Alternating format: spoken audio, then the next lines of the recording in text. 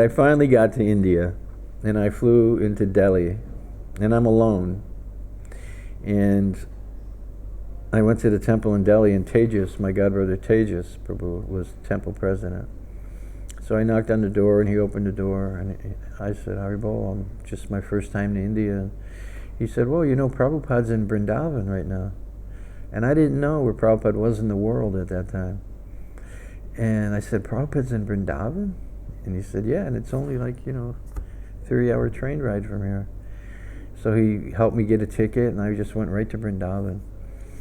And I got there, just before Sandhya Artik, for evening Artik. So the devotee said, lead kirtan, lead kirtan. And Prabhupada was in his room. So I led Sandhya Artik. And later, Hanksaduta Maharaj at the time, he told me, he said, Prabhupada heard me singing and playing the mridanga from his room. And he asked him, he said, who is that nice boy playing mridanga and singing? Well, that's your book distributor from Chicago, Srila Prabhupada, Tranakarta. Prabhupada said, oh, very nice. Because he told me that the next day. But anyway, the next day, after Mangalartik, after Tulsi Puja, I was in front of Krishna Balaram Mandir, chanting japa. And at that time, of course, we were in the country. It's not all the hustle and bustle like today. You could actually hear the birds, the peacocks, and of course there was no samadhi, So Hanksaduta, he came up to me and he said, Tranakarta, Prabhupada wants to see you in his room right now. And I said, I thought he was joking, right?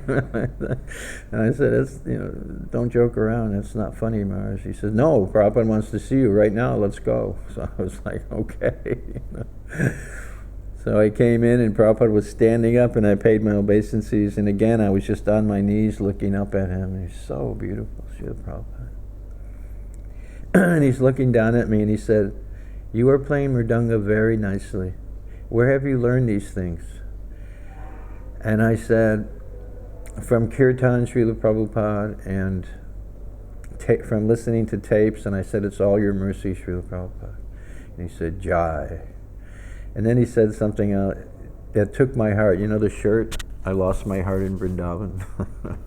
Well, Prabhupada took my heart in Vrindavan because he looked down at me ever so lovingly, and he said, I remember you from America. And just, wow, I was just like amazed, because I'm just a foot soldier, I'm a foot soldier.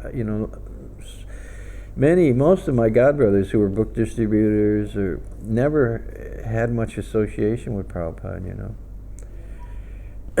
So, and then Prabhupada looked down and his harmonium was there and a mridanga. And Harikesh Maharaj at the time was in the corner. He was recording. He had headphones and all his equipment. And Prabhupada looked at his harmonium and looked at the mridanga and he said, so you can play? And I realized he meant, like, right now. And I said, yes, Srila Prabhupada.